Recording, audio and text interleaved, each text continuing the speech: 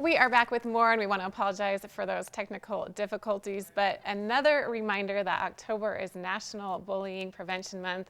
And I spoke with a bullying expert recently, and she has ideas on what we can do to help prevent against bullying. Here's more. Now, our world could use some empathy and understanding. October is both National Bullying Prevention Month and Diversity Awareness Month. And right now, I have the opportunity to speak with bullying prevention expert Dr. Jasmine Williams. And she's going to discuss why it's important to prevent race-based bullying and harassment right now and share tips for parents and educators on how to have that conversation. Dr. Williams, thanks for talking with us here on Park City Television.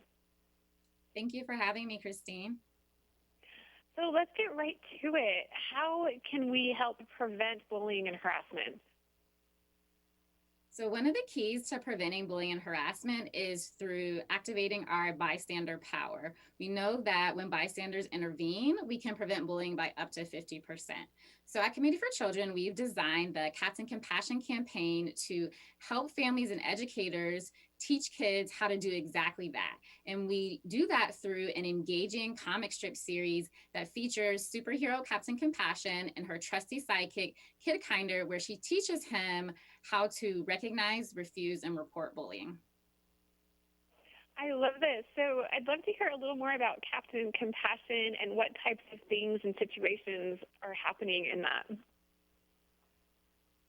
Yeah, so Captain Compassion is kind of like an adult caregiver figure to Kid Kinder, and she really helps him navigate different bullying scenarios. So this is the third year of the campaign, and in the past years, she's helped him activate his bystander power to help others. This year, we have an incredibly powerful theme where Captain Kid Kinder himself is actually venturing into an online gaming world where he is bullied because of his race. And Captain Compassion really helps him navigate that situation to recognize the interactions as bullying, how to then respond to the person who is doing the bullying and refuse the bullying. And is there any kind of information right now about how kids are handling all of the stress and just the trauma of what's happening this year? And is that resulting in more or less bullying and harassment?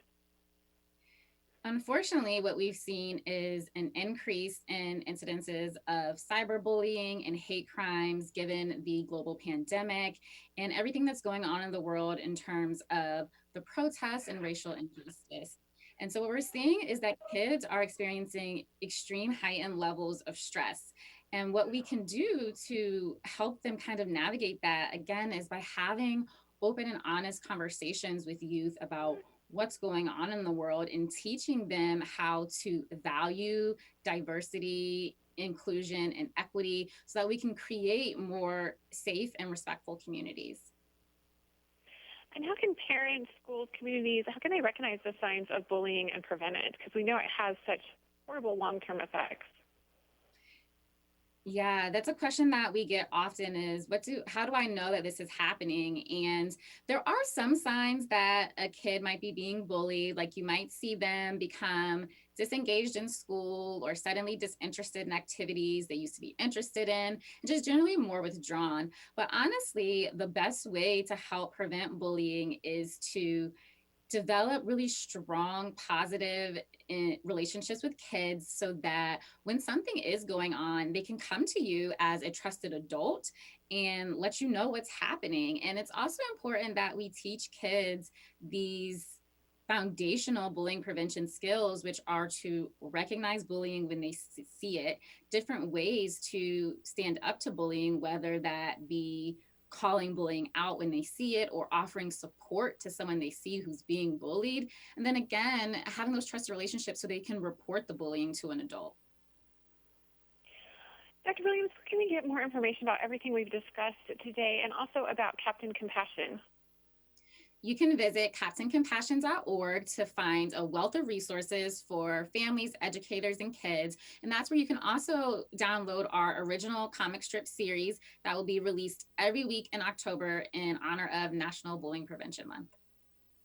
Dr. Williams, thank you so much for talking to Park City Television about this essential topic and reminding us that October is both National Bullying Prevention Month and Diversity Awareness Month, and we can do better. Yes, thank you.